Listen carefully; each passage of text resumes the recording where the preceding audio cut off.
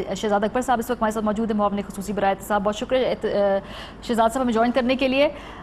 आपने प्लांट की स्टोरी, आपका कोई किरदार था? बिकॉज आप पहले से जानते थे डेविड रोज को, पिछले साल मुलाकात भी हुई, शायद इससे पुराने भी आपके ताल्लुकात हैं। देखिए, जो ये मरियम औरंगज़ेब साहिबा ने प्रेस कॉन्फ्रेंस की, उसका भांडा तो तकरीबन आधे घंटे में फूट गया। उन्होंने एक तस्वीर लहराई जिसमें डेविड रोज़ और मैं बैठे हुए हैं खान साहब के पास, और वो तस्वीर उन्होंने ली कहाँ से वो हमने खुद ही ट्वीट करके बता दिया कि सन 2018 पीटीआई ऑफिशियल से डेविड रोज़ जो एक इंटरव्यू करने आए थे, उन्होंने खान साहब को इंटरव्यू भी किया और उसके फॉलो अप में एक स्टोरी भी की थी, प्रोफाइल स्टोरी की थी इलेक्शन के सिलसिले में। इलेक्शन की वो स्टोरी थी और उसको बुनियाद बना के ऐसे कहा गया कि जैसे ये स्टोरी हमने करवाई। बरतानिया में वहाँ पे लाइबल लॉज इतने सख्त हैं कि ऐसे स्टोरियाँ करवाई नहीं जा सकती। ये उस मुल्क में रही हैं वज़ीर जहाँ शायद इनका ये था, और मीडिया सेल भी चलाती रही हैं। बात मकसद जो है मेन स्टोरी के कंटेंट्स की है। मेन स्टोरी के कंटेंट्स के ऊपर ज़ीरो कमेंट। किस चीज़ का आप रिबटल कर रहे हैं? देखिए, पानामा से काम शुरू हुआ था, आज तक कोई स्पेसिफिक जवाब नहीं है। शहबाज शरीफ और उनके ख़ानदान के ऊपर बड़े संगीन इल्ज़ामात हैं। 26 मिलियन डॉलर की प्रूवन मनी लॉन्ड्रिंग है, और ये स्टोरी जिस तरह की इशारा करती है उसमें वो उसको करप्शन से लिंक करती है कि कैसे फ़ंड, एड की ज़मन में आए हुए फ़ंड में खुर्द बुर्द होती है, जिसका डायरेक्ट बेनिफिशरी इनका दामाद होता है। वो इसलिए नहीं होता कि वो कोई बड़ा मुतासरा शख्स है, वो इसलिए होता है कि उस वक्त के चीफ मिनिस्टर पंजाब का वो दामाद था। तो ये सिर्फ एक कड़ी है। अभी तो आगे देखिएगा कि इनके दौर के जो करप्शन है, जिसमें किस तरह से इनके दामाद और बेटों ने पैसे लिए, क्योंकि ये उस पूरी जो एक ताना बाना बुना गया था इस पूरे मनी लॉन्ड्रिंग और करप्शन का, उसकी निशानदेही करता है। और इसके ऊपर अभी इनको इतनी ज़्यादा शिकायतें होगी, अभी तो आने वाले दिनों में और बहुत सारी कंटेंट पे बात है। आपने कहा ना जैसे कंटेंट के ऊपर बात नहीं की, कोई 2-3 पॉइंट्स उन्होंने उठाए। फॉर एग्जांपल उन्होंने कहा कि जिस डेली मेल की खबर का आप जिक्र कर रहे हैं उस दौरान टेक्निकली शहबाज शरीफ साहब तो वजीर आला थे ही नहीं।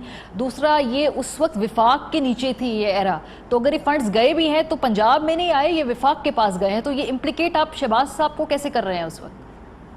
देखिए डिफेड की फंडिंग के अगर आप उसको खुद देख लीजिए, उनके अपनी ऑडिटेड रिपोर्ट्स देख लीजिए, तो इसी ये रिहैबिलिटेशन सपोर्ट फंड था, ये सिर्फ ज़लज़ले की हद तक महदूद नहीं था, और ये शायद 2013-14 तक कंटिन्यू रहा। और 2008-9 से पंजाब में उस वक़्त शहबाज शरीफ जो थे वो बरसरे इक़्तिदार थे, वज़ीर आला थे पंजाब के, और जो इसमें नैब के एक केस में ऑलरेडी प्ली बारगेन कर चुके हैं। इरा के एक इकराम या अकरम साहब जिनका जिक्र इस अखबारी रिपोर्ट के अंदर भी है, वो अपनी प्ली बारगेन में एडमिट कर चुके हैं, और उस रेफरेंस में रिकॉर्ड का हिस्सा है अली इमरान को डायरेक्टली की गई अदायगियाँ जो इन्हीं अकाउंट्स में से निकाल के उसके अकाउंट में, ज़ाती अकाउंट में डाली गई थी। ठीक है, पीएमएलएन तो ऑफ कोर्स एक सियासी इसको स्पिन देगी, लेकिन डिफेड की भी आई है क्लैरिफिकेशन। वो कह रहे हैं कि अव्वल तो वो अपने ऑडिट से मुतमिन है कि सब कुछ ठीक है, कोई करप्शन नहीं हुए, जो स्कूल्स वगैरह बनाने थे वो उसको मॉनिटर करते रहे।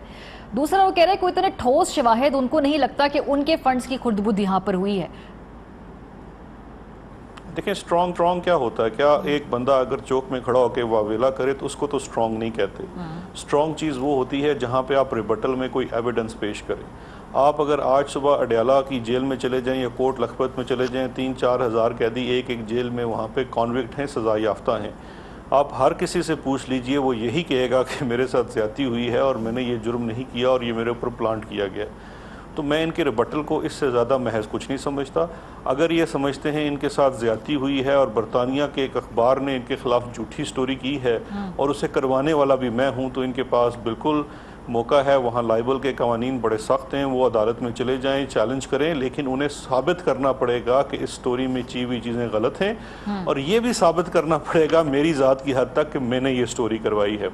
लेकिन मैंने भी थोड़ी देर पहले ट्विटर के ऊपर शहबाज शरीफ साहब ने जो फरमाया, मुझे टैग किए बगैर मेरा नाम तो लिख दिया, लेकिन मैं वो देख रहा था फीड पे, तो उन्होंने कहा जी कि वो मुझे अदालत में लेके जाएंगे। तो मैंने उन्हें दोबारा टैग करके चैलेंज किया है कि आपका चैलेंज मैं एक्सेप्ट करता हूँ, मुझे ज़रूर अदालत लेके जाएं और लंदन की अदालत में लेके जाएं, और वहाँ पे मैं एक ट्रांजैक्शन लेके आऊँगा जिससे आपके बच्चों को 26 मिलियन डॉलर से ज़ायद की ट्रांजैक्शंस हुई हैं, जिसमें मिलियंस ऑफ डॉलर्स जो हैं बरतानिया से हुए हैं, और उसके फिर डायरेक्ट बेनिफिशियरी भी आप हैं। मैं पूरे डॉक्यूमेंट्री ट्रेल के साथ लंदन की अदालत में दिखाऊंगा।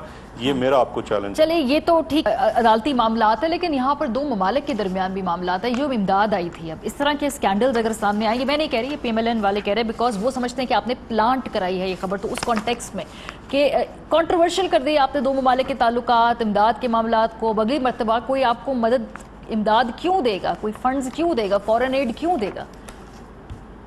देखिए, ये अब कितनी गैर जिम्मेदाराना बात कर रही हैं कि एक जगह चोरी होती है। देखिए, एक शख्स, एक मुल्क हमें हमारे ज़रूरत के वक्त में एड देता है, ताउन करता है। हम पहले उसकी एड में चोरी करें और उसके बाद जब चोरी देखने में नज़र आए और पकड़ी जाए तो उसको हम अंडर द कारपेट कर दें, उसको छुपा दें?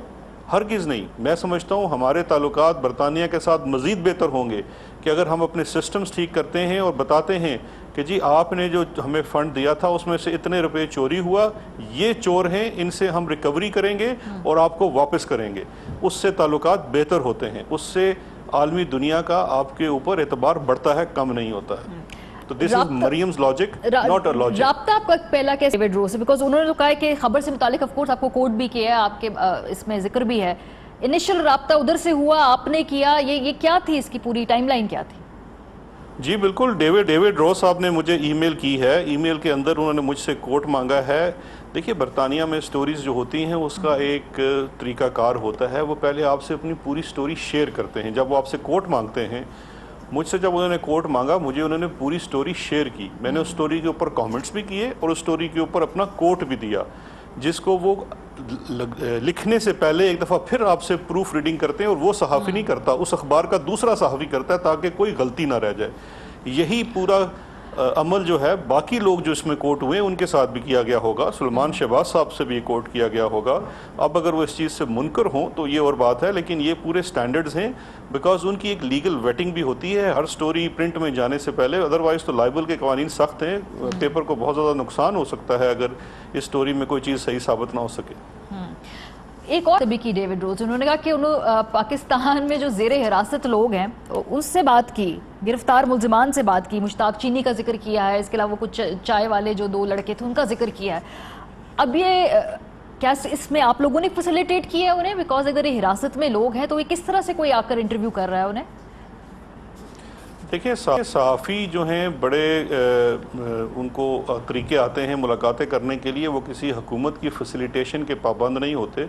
जितने लोगों से उनकी मुलाकातें हुई हैं वो इस वक्त जुडिशल रिमांड पे हैं, तो वो किसी हुकूमत के, नैब के या किसी इदारे में नहीं हैं, जुडिशल रिमांड में हैं, कोई अस्पताल में है। अब मुझे एक बात बताइए, क्या हामिद मीर साहब ने जो इंटरव्यू किया था जरदारी के, जो अंडर फिज़िकल रिमांड हैं, उसमें हुकूमत ने फैसिलिटेट किया था उन्हें? I think journalist have their own ways to find way, तो उन्होंने भी कुछ ऐसे कर लिया होगा। हमने कोई उनकी फैसिलिटेशन नहीं की। हमारे पास तो स्टोरी लिख के उन्होंने मुझसे कमेंट के लिए मांगी और मैंने उसके ऊपर कमेंट किया। ठीक, बहुत शुक्रिया शहजाद अकबर।